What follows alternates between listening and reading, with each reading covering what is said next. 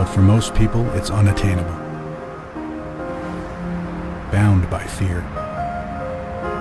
Trapped inside the walls they build. Asleep but never dead. We fight to awaken it. We fight to live unbound.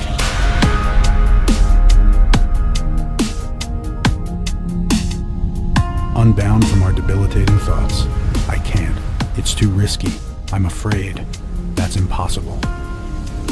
If you think impossible exists, remember that we, the human race, are an impossibility in an impossible universe. We do have weaknesses, fears, and doubts, but they're overpowered by psychological strength, by the most powerful directing force of our future.